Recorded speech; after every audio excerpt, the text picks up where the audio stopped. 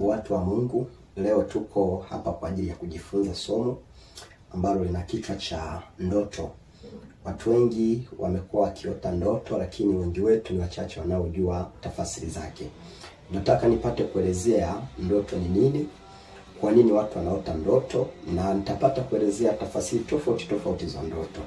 Ndoto ni nini? Tunapozungumzia ndoto, tunazungumzia ni lango ambalo ulimwengu wa mwili unaweza kuwasiliana na ulimwengu wa roho.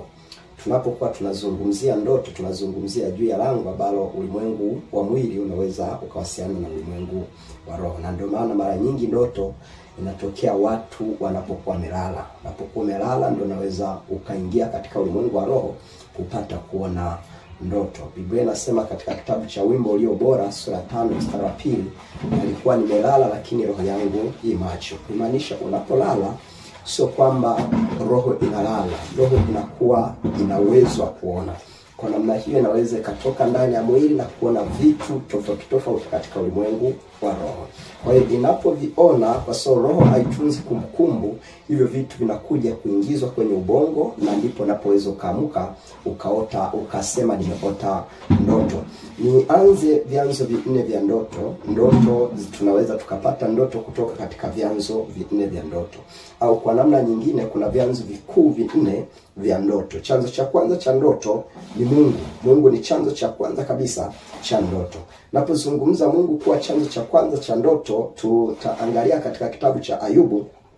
Kitabu cha Ayubu sura ya 33. Kitabu cha Ayubu sura ya 33 mstari wa 14 na 15, Biblia inasema kwa kuwa Mungu hunena mara moja na mara pili ajapokuwa mtu hajali, katika ndoto, katika maono ya usiku, usingizi mzito uwajiliapo watu kitandani. Kumaanisha Mungu anaweza akakupa ndoto, na siku zote Mungu anaweza akatoa ndoto. Haijalishi unamjua Mungu, haijalishi umjui Mungu, bado Mungu anaweza akatumia lango la ndoto kwa ajili ya kuzungumza na wanadamu. Kwa sababu lango la ndoto ni kwamba amelitengeneza special kwa ajili ya kuhakikisha ulimwengu wa roho unawasiliana na ulimwengu wa mwili, na haswa alikuwa amelidesign ili ulimwengu wa roho wa kwake, malaika na ulimwengu wake wa kiungu upate kuweza kuwasiliana na ulimwengu wa kibinadamu. Lakini kwa sababu Adamu alitenda dhambi au alikosea, akampa shetani access katika hiyo lango, na ndio maana tunaona pia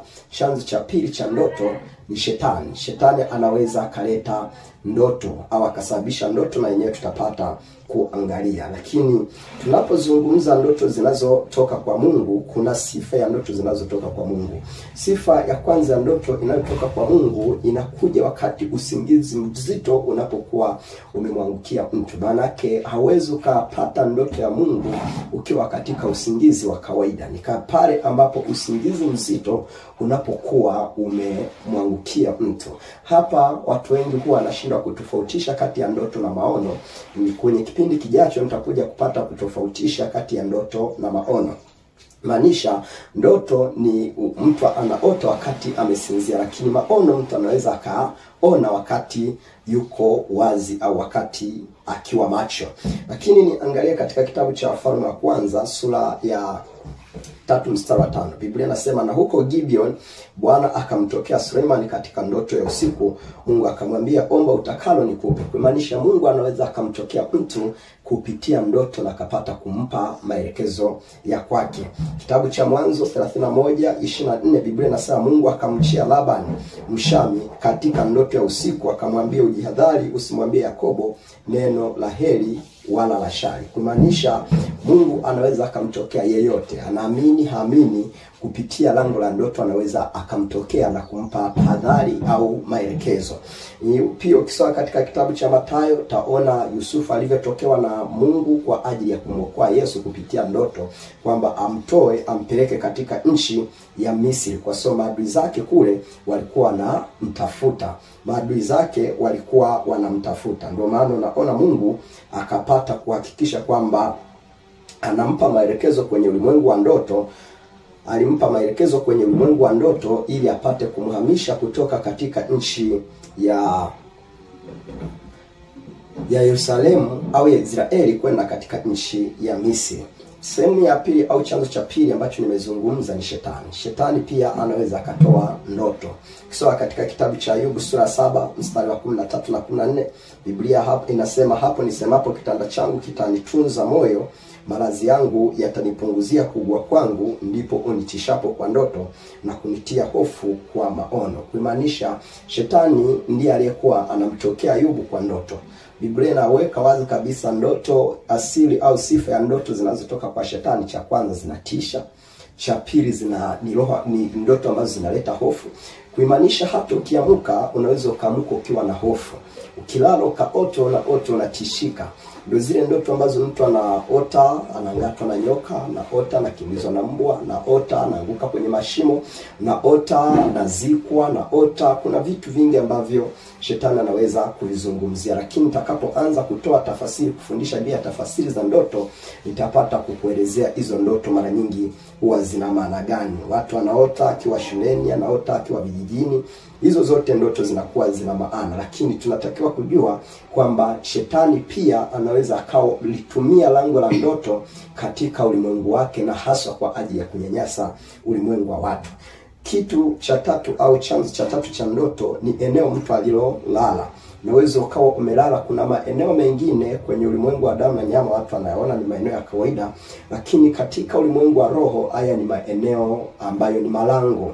Unaweza ukawa umejenga nyumba kwenye lango aidha la kuzimu au lango la mbinguni.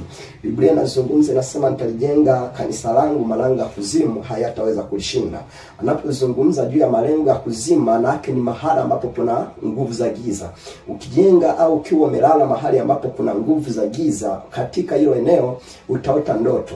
Kwa mfano, mtu umejenga nyumba mahali ambapo labda palikuwepo na kaburi na wewe ukanunua bila kujua. Utakaponunua hilo eneo, automatic kuna ndoto za watu ambazo utakuwa unaziota pale. Au umejenga mahali au umelala mahali ambapo labda kuna vikao vya giza huwa vinafanyikia hapo katika ulimwengu wa roho. Wachawi huwa wanakusanyika, waganga huwa wanakusanyika. Utakapolala mahali hapo, huwa na uhakika kwamba lile ni lango la kuzimu. Kuna ndoto utakazoziota ukiwa katika hilo eneo. Nisome katika kitabu cha Mwanzo sura ya 28 mstari wa 11. Biblia inazungumza hapo katika kitabu cha Mwanzo, ambapo sote tunaelewa kitabu cha Mwanzo. Ngoja nikisome hapa. Mwanzo sura ya 28 mstari wa 11 mpaka 16. Biblia inazungumza, inasema, Mwanzo 28 mstari wa 11 inasema, akafika mahali fulani akalala huko usiku kucha, maana jua lilikuwa limekwisha kuchwa. Akatoa jiwe la mahali pale, akaliweka chini ya kichwa chake, akalala usingizi pale pale. Akaota ndoto, na tazama, ngazi imesimamishwa juu ya nchi, na nchi yake afika mbinguni. Tena tazama, malaika wa Mungu wanapanda na kushuka.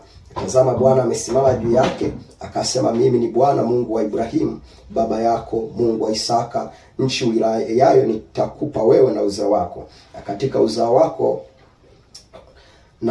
utakuwa kama mavumbi ya nchi, nao utaenea upande wa magharibi na mashariki, kaskazini na kusini. Katika wewe na katika uzao wako jamaa zote za dunia watabarikiwa. Tazama, mimi ni pamoja nawe, nitakulinda kila uendako, nami nitakuleta tena mpaka nchi hii, kwa maana sitakuacha hata nitakapokufanyia hayo yote. Mstari wa 16, Biblia inasema, Yakobo akaamka katika usingizi wake, akasema, kweli Bwana yupo mahali hapa, wala mimi sikujua. Naye akaogopa, akasema, mahali hapa panatisha kama nini! Bila shaka hapa ni nyumba ya Mungu, napo ndipo lango la mbinguni.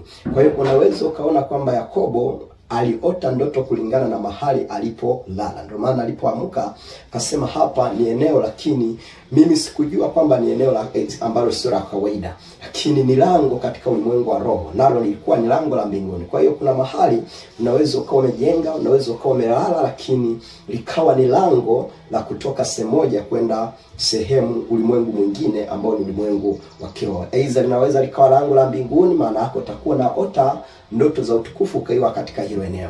Lakini linaweza likawa ni lango la kuzimu, maana utakuwa naota ndoto za kutisha, ndoto za kutia hofu ukiwa katika hilo eneo. Nizungumzie juu ya chanzo kingine cha ndoto ambalo ni chanzo cha 4 na cha mwisho, ni akili ya mtu. Si kila ndoto ambayo mtu unaelezewa kwamba hiyo ndoto imetoka kwa Mungu au imetoka kwa shetani. Kuna ndoto nyingine zinatengenezwa kwenye akili ya mtu, zinatokana na shughuli ambazo mtu amekuwa akizifanya kwa siku nzima. Kulingana na kitabu cha Mhubiri sura ya 5 mstari wa 3 anasema, kwa maana ndoto huja kwa sababu ya shughuli nyingi, na sauti ya mpumbavu kwa sababu ya wingi wa maneno. Hizi ni ndoto ambazo unaweza ukawa umelala kwenye sehemu ambayo kuna kelele, alafu kwa ndani kwa mbali unaota watu wanazungumza, kumbe unaamka na kuta ni watu wanazungumza. Au unaota ukiwa unafanya vitu ambavyo siku nzima ukivifanya, au ulikuwa na waza, unafikiri kitu mpaka unalala unajikuta na kiota kitu kile. Hizi ni aina ya ndoto ambazo tunasema zinatoka kwenye akili. Yote katika yote, iwe ni ndoto ambayo haina maana, ni ile ndoto ambayo ni chanzo cha nne inayotoka kwenye akili. Lakini hizi ndoto nyingine tatu, ndoto ambayo inatoka kwa Mungu, ndoto ambayo inatoka kwa shetani, ndoto inayotoka kwenye maeneo au mazingira, ni vitu vya kuchukulia muhimu sana. Ndio maana unaona katika Biblia wafalme walipokuwa naota ndoto, kitu cha kwanza alichokuwa anakimbizana nacho ni kujua maana ya ndoto. Kuna ndoto ambazo watu wengi mnaziota, mnazipuzia, lakini ndivyo vyanzo vya madhara, ndivyo vyanzo vya matatizo ambazo uko nayo, ambayo unayapitia. Ninachokuombea ni kwamba Mungu akusaidie kutoka katika hayo matatizo. Mungu akusaidie kunasua katika vile vyanzo vya ndoto. Mungu akupe ndoto za kiungu zitakazoweza kutengeneza maisha yako. Yusufu alipewa ndoto ambayo ilimsaidia kupata kutengeneza maisha yake na kumfikisha katika hatima ya kuwa waziri mkuu. Yakobo aliota ndoto ambayo ilimtoa katika nchi ya Kanaani, akamwambia usiogope kwenda Misri, kapata kwenda huko. Tunaona Ibrahimu, Abimeleki, wote hao walipata kuota ndoto. Ndoto ni lango la mawasiliano kati ya ulimwengu wa damu na nyama na ulimwengu wa roho. Kitu ambacho unahitaji kufanya ni kutakasa lango lako la ndoto. Fumba macho yako kidogo, nataka nikuombee Mungu apate kutakasa lango lako la ndoto. Lakini ninaomba usiache kufuatilia kipindi kinachokuja, usiache kusubscribe. Kipindi kitakachokuja nitakuwa nazungumzia juu ya ndoto na tafasiri zake. Usiache kufuatilia, na hakika kwamba Mungu atakubariki. Baba, katika jina la Yesu Kristo wa Nazareti hai, tunasimama katika ulimwengu wake wa roho, tunatakasa macho yake, tunatakasa nafsi yake kwa damu ya mwana kondoo. Kila mahala ambapo shetani amekuwa akitumia lango lake la ndoto kumtesa, kuharibu maisha yake na kumwelekeza mahali ambapo sipo, kwa damu ya Yesu Kristo tunavunja ile nguvu ambayo imeshikilia lango lake la ndoto. Katika damu ya kondoo tunatakasa macho yake upate kuyatumia kwa ajili yake. Tunatakasa macho yake uyatumie kwa ajili ya utukufu wake. Tunatakasa akili yake na familia zake. Lango lake la ndoto tunalitakasa kwa damu ya mwana kondoo. Katika jina Yesu Kristo Nazareti hai, kila mkono wa giza, kila mkono wa kuzimu, kila mkono wa kipepo, kila mkono wa kichawi, tunauharibu katika damu ya kondoo. Zile ndoto za kunyongwa, ndoto za kurudisha shule, ndoto za kuogelea, katika jina Yesu Kristo tunaachilia mkono wa Mungu kwa ajili ya kumtoa hapo. Tunaachilia mkono wa Mungu kwa ajili ya kumsaidia. Damu ya Yesu Kristo ikapate kumhifadhi. Katika jina lipitalo majina yote la Bwana wetu Yesu Kristo tunaomba na kushukuru. Amen. Mungu akubariki. Unaweza ukasapoti huduma hii kwa namba ambazo ziko hapo chini, lakini unaweza ukawasiliana pia na sisi kwa namba ambazo ziko unazoziona hapo kwenye YouTube yako, kwenye YouTube. Mungu atakubariki na Mungu atakupa mema. Mungu akupe mema, Mungu akupe mazuri, in Jesus name. Amen.